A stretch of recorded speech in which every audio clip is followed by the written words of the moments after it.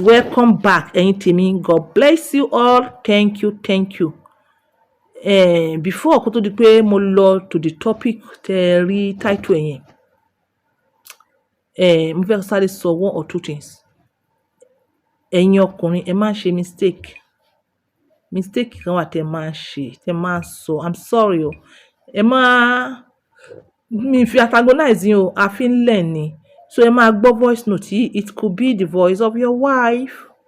It could be the voice of your wife, yes. Ẹ ń neglect àwọn kan tó dẹ̀ yẹ kó rí bẹ́ẹ̀. Before then, jí kí n kọ́kọ́ sọ ilé. Kíní kan wà tí mo rí lórí social media. Ó dẹ̀ bà mí lọ́kàn jẹ́, mi like ẹ bẹ́ẹ̀.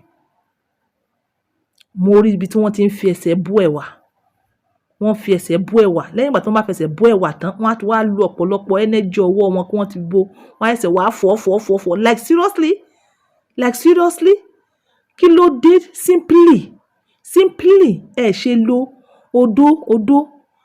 Tí ẹ̀wà yẹn bá kéré, odó kékeré tó bá jẹ́ pé tinú ilé ni bóyá 1 or 2 person, ẹ lè lo odó kékeré tá fi ń gún ata yẹn. Tó bá sì jẹ́ pé ẹ̀wà tẹ́ fẹ́ fi ṣe business ni, ẹ wá odó ńlá tẹ́ fi ń gúnyán. Ẹ máa rẹ ẹ̀wà yẹn, ó depend bó bá ṣe pọ̀ sí. Tí ò bá pọ̀, ẹ rẹ́ fún 10 minutes to 12 minutes. Tó bá pọ̀, ẹ rẹ́ fún 30 minutes. Ó tẹ̀lé má tó bẹ́ẹ̀. Tẹ́ bá ti rẹ́, ẹ dẹ̀ máa bù díẹ̀díẹ̀. Ẹ máa bù sínú odó yẹn, ẹ máa tẹ̀ díẹ̀díẹ̀ bẹ́ẹ̀ ní tẹ́sù. Ẹ lè tẹ̀ fún 2 minutes. Ó lè mọ́ tó. Gbogbo ara rẹ̀ ti bó, ẹ tẹ̀ round kó fi cover gbogbo ara rẹ̀. Ẹ bá ṣe tẹ̀ yẹn tán, ẹ tún dà sínú basin kan. Ẹ tún bù mí, ẹ tún tẹ̀ bẹ́ẹ̀. Torí pé ẹ fi ṣe business yẹn pọ̀. Ẹ dẹ̀ fọ́ shaft ara rẹ̀. Ìyẹn ò ná yín wàhálà. Kò ná yín ní stress. Kò ná yín wàhálà. Why are you disturbing yourself pẹ̀lú ẹsẹ̀? Tẹ́ bá dẹ̀ ti bó tán pẹ̀lú odó bẹ́ẹ̀ yẹn, ẹ dẹ̀ dà sínú basin mo ṣe ní kẹ́ ẹ dà. Ẹ dẹ̀ bomi sí, ẹ dẹ̀ fọ́ shaft ara rẹ̀ kúrò. Ẹ dẹ̀ fi ata yín sí. Like àwọn míì tó bá yẹ pé ẹ̀wà tẹ́ fi ń ṣe business lẹ́fẹsẹ̀ tẹ̀, tí àwọn customer ń rí yín, táwọn míì bá ń jẹ gan, they will feel like throwing up sometimes.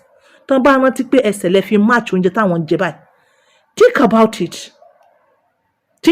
Nǹkan tá a fẹ́ jẹ, kẹ́ wá máa fa ẹsẹ̀ tẹ̀, kò wá okay. Odó, anything, it may not even be beans. Anything bá jẹ́ bí local beans gan. Anything bá necessary pé bóyá kẹ́ mọ́ fọwọ́ gbó àbí kẹ́ mọ́ fẹsẹ̀ gbó, ẹ dà sínú odó ni kẹ́ fi tẹ̀, ẹ tẹ̀ díẹ̀. Wallahi ìlú àwọn Núpé bí wọ́n bá ṣe drum of ẹ̀wà bí wọ́n ṣe máa ṣe nìyẹn pẹ̀lú odó. Why tẹ́ fi ń fẹsẹ̀ tẹ̀? Ìyẹn lọ, mo believe pé ẹ gbọ́ ọ̀rọ̀ yẹn. Okay, mo fẹ́ sáré play voice note kan díẹ̀ náà ní ẹjọ́. Mo fẹ́ sáré play voice note yẹn. Voice note yìí ó lè jẹ́ ti ìyàwó ẹ̀. Ẹ̀yin ọkùnrin máa ń ṣe mistake kan. Ẹ ti believe pé tóbìnrin bá ti bímọ 2, 3, 4, ó yẹ kó ti sú. Rárá, ìgbà yẹn gangan lobìnrin bẹ̀rẹ̀ okó dídó. Yes, èmi ò sọ wípé 100% all women o, but àwọn obìnrin míì tó jẹ́ pé bóyá ara wọn ó ṣì succulent, wọn ò tí ì dé menopause. Gbogbo ìgbà tí wọ́n fi bímọ yọ̀kan mọ 2, wọn ò tí ì jí. Ara wọn ò tí ì jí. Ìgbà tí wọ́n wá bímọ 3 tó ti rẹ̀ wọ́kọ́, táàmù yẹn gangan làwọn jí. Táàmù tẹ́yin fi pé ó ti gbó, ó ti yẹ kó rẹ̀. Táàmù tí ìyàwó rẹ̀ ò entice ẹ mọ́nú ilé tó jẹ́ pé obìnrin mi ló entice ẹ. Táàmù yẹn ni ìyàwó rẹ̀ jí. Ìwọ wàá sọ pé ṣé kò yẹ kó sú ẹ ni? Bó ṣe ní ó yẹ kó sú yẹn, àwọn ọkùnrin míì gbàdúrà irú obìnrin báyìí náà. Kó tó di pé wọ́n wá gbóúnjẹ yín fólóńgbò jẹ. Mo believe pé ẹ ń gbọ́ fídíò mi, ẹ ṣàtúnṣe. Ìwọ ọkùnrin tó jẹ́ pé o dẹ̀ ti lose libido, tó wá rò pé the libido will come from above again. O ti lose the energy, o ti lose the strength, o ti lose the full erection yẹn. O wá fi pé from above ló tún máa wá kún mọ́ ní age tó wà yẹn, ó ń tanra ẹ̀.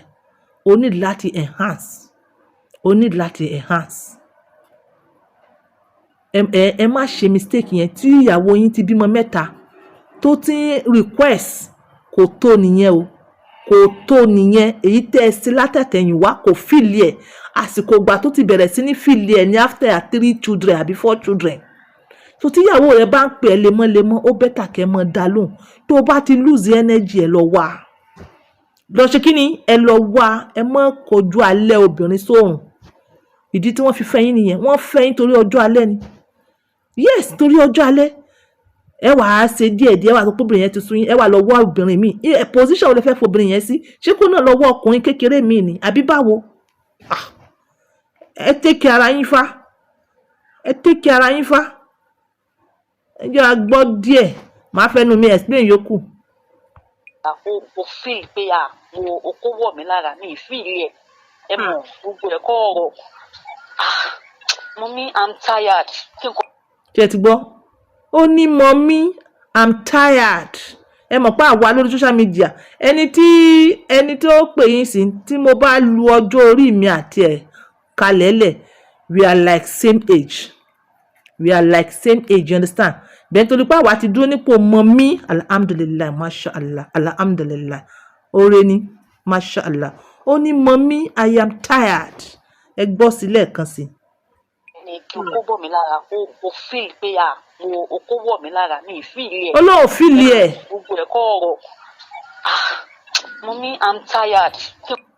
ó nígbà tí ọkàn wọnú ara òun ò feel pé kankan wọ ọbẹ̀ ẹ̀yìn ọkùnrin ẹ táàṣì dìde ńlẹ̀ ó ní mommy I am tired ọ̀rọ̀ tó bá mi sọ kò lè sọ fọ́kọ rẹ̀ àbíyàwó ẹ ni ẹ tún lè yín ṣe àbíyàwó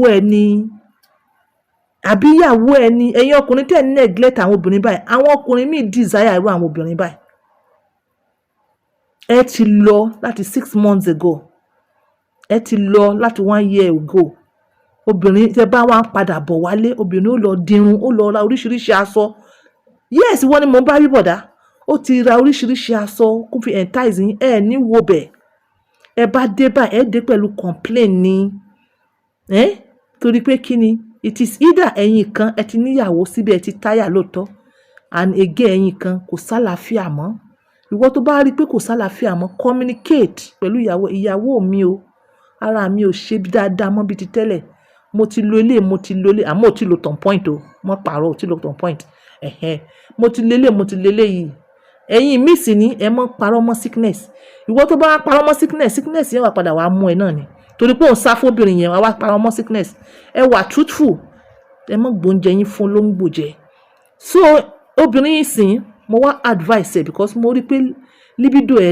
high mo wá kọ́kọ́ sọ kinní kan kò mọ ibi tí mò ń lọ mo ní ẹ wọ́gbọ́n dá sí ni ó ní rárá mà ó lóun ò lè yàn lè mo lémi náà sọ̀rọ̀ àlè yíyàn èmi gan antagonist of àlè yíyàn ni èmi náà sọ̀rọ̀ àlè yíyàn ọgbọ́n tí mo ní ẹ máa dá sí ni pé whatever oògùn tẹ́ bá lò láti fúnra yín ní libido ẹ slow ẹ̀